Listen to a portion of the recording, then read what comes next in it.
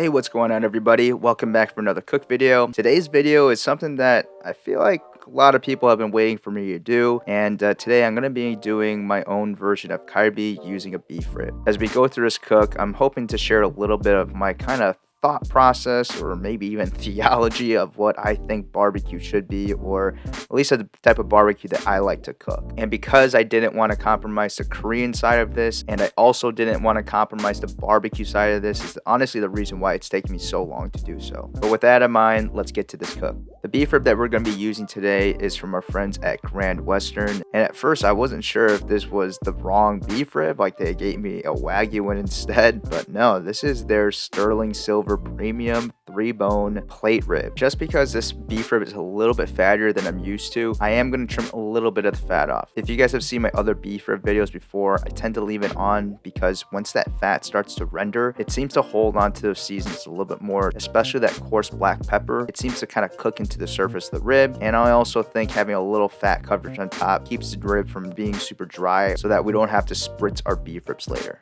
After we get the beef ribs all trimmed up, now we're going to split them up into individual ribs. This may be untraditional for Texas barbecue, but this is pretty traditional for Korean barbecue.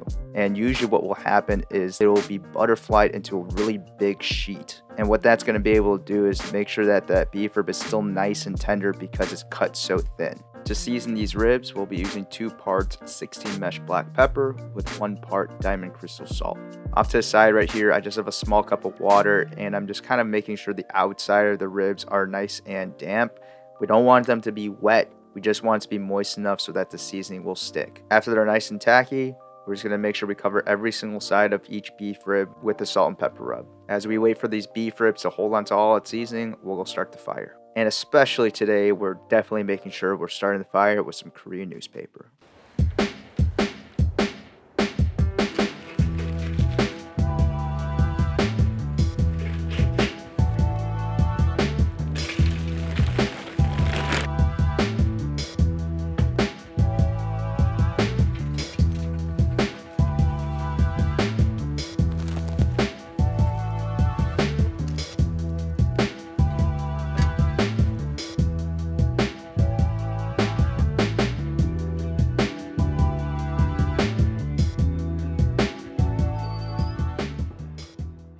As we wait for our beef ribs to finish, we're going to start making our panchan. When you eat Korean food, panchan is all the small dishes that come with your meal, and to me, this is where we bring traditional barbecue and Korean food together. The first one that we're going to be working on is our jangachi. Jangachi is jalapenos and onions, sometimes daikon, and it's basically pickled in a soy marinade. When I cut up the onions, I like having these nice square pieces, so they're similar size to jalapenos when we cut them.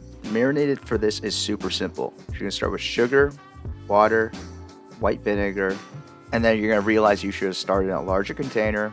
Once you get everything in a larger container, lastly you're going to add the soy sauce. You're just going to heat up the mixture until the sugar is dissolved. Then you can pour it over the onions, the jalapenos, and once it's cooled, it's ready to serve. The next panchan that we're going to make is mu.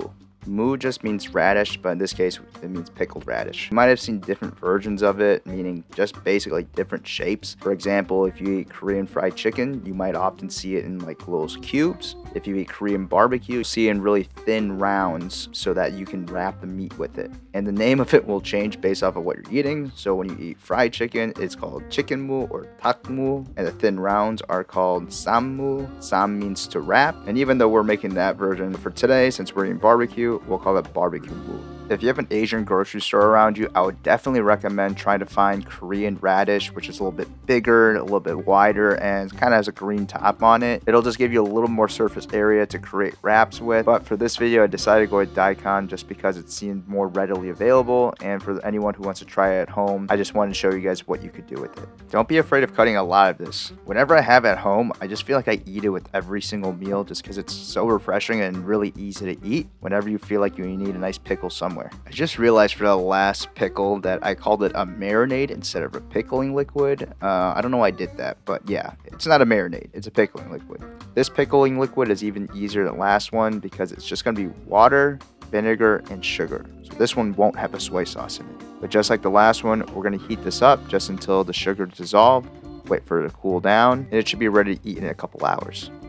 One of my favorite panchan to eat with Korean barbecue is Pamuchin. Pamuchin, I guess, is considered a scallion salad. It's a really nice, refreshing bite of that kind of spicy but crunchy scallion. But I would say this is probably one of the most labor intensive and also kind of expensive, because nowadays scallions are so expensive and you kind of need a lot of it in order to kind of last the entire meal.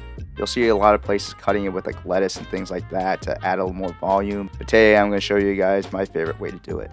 When we're prepping the scallion, we're going to first separate the greens from the whites, and then we're going to split the whites down the middle because the bottoms tend to be a little more fibrous, so we want to break them up a little bit ahead of time. And once you got the bottoms and the tops of the scallion split, we're going to create long strands going with the width of the scallion. Now this requires really good knife skills in order to like show that it shreds properly, and I don't have those kind of knife skills.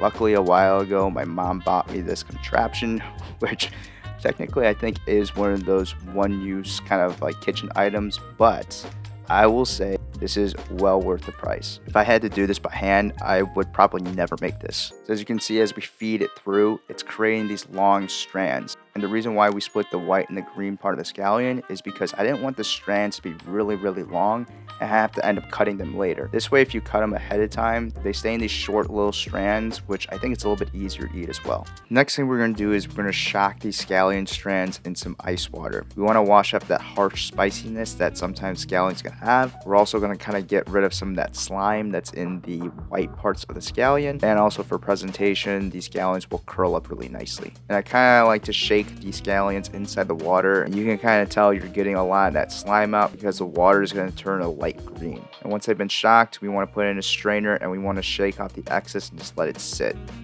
Once we have our scallions fairly dry, we're going to season it with 3 simple ingredients. We're going to use apple cider vinegar, salt, and gochugaru. I like spritzing the apple cider vinegar with a spray bottle instead of pouring in because I don't want it to be super saturated at the bottom.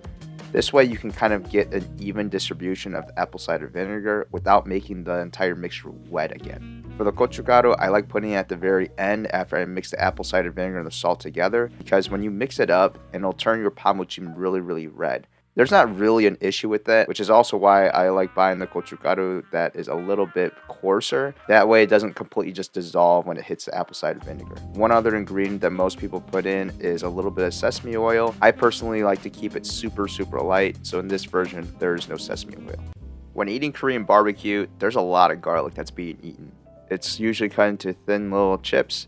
And just like the scallion shredder, we have this mini mandolin that is made specifically for garlic. So it's going to save me a lot of time to just kind of throw these garlic cloves in and just cut them really thinly. With the garlic, it's also a preference whether or not you want it raw or do you want it cooked. I personally like it raw, but I feel like most people want them cooked. So today we're going to do something that's a little bit non-traditional. We're going to actually fry them up in some oil to make them into little garlic chips. We're going to cover up the bottom of the pan with oil that's just enough to cover up the garlic. We're going to just bring it over to a low heat and just kind of keep our eye on this. Flip it whenever you need to. And at the end of the day, you'll have crispy chips, and then you'll have some nice garlic oil that you can use for whatever you want. After about 7 hours, these beef ribs are done. Now, you might be asking why I didn't marinate this to make this a really Korean barbecue-ish beef rib. I chose to get into this style of barbecue because I grew up eating that so much. Now, it's not to say that I won't be doing it later, but in this particular cook, I really want to show off the simplicity of Texas barbecue while combining it with things that I think make sense on the Korean side.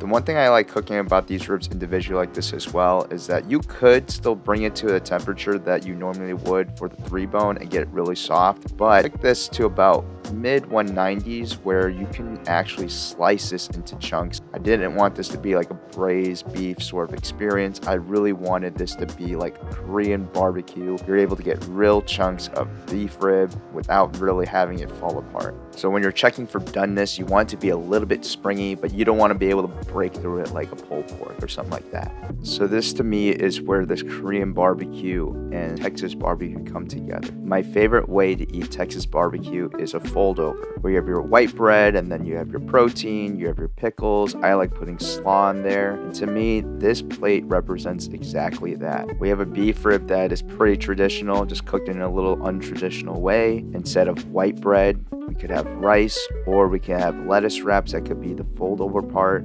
And instead of our slaw, we have our pamuchin, or scallion salad, which is also very reminiscent of Carolina type slaw with the vinegar. Instead of your traditional pickles or your onions or your pickled onions, we have our jangachi that has jalapenos and onions, and then we also have our pickled mul. In terms of sauce, we're not using Kalbi marinade, but we have samjang. Samjang in most basic form is gochujang and doenjang mixed together. It just creates a nice savory and sweet and really complex bite of food, which I think really well made barbecue sauces also have those components where it's sweet, it's sour, it's spicy, and it brings out different flavors depending on what spices you use. So when I look at Korean food like this and I look at Texas style barbecue, in my mind there doesn't have to be this crazy weird looking fusion, because the way that we eat food all across the world is very similar. If we just keep these components as having a protein, some sort of carb or something to wrap, a bunch of pickles and some veggies to make a bite of food,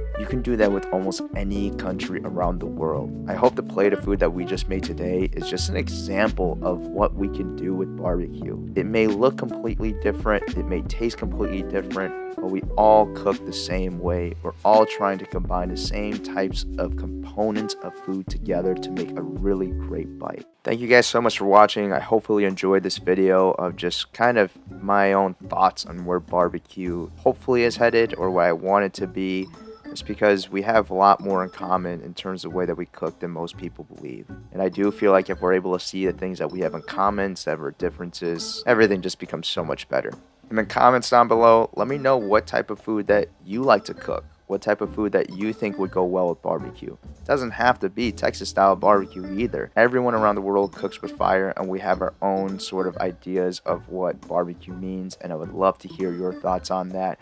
But thank you guys so much for watching. If you guys like this video, please make sure to hit the like button. It goes a long way to make sure this channel continues to grow. And if you're new to this channel, please make sure to subscribe, check out some old videos. And if you enjoy this topic and you want to see more of this all over the place, my recommendation is to share this video with others.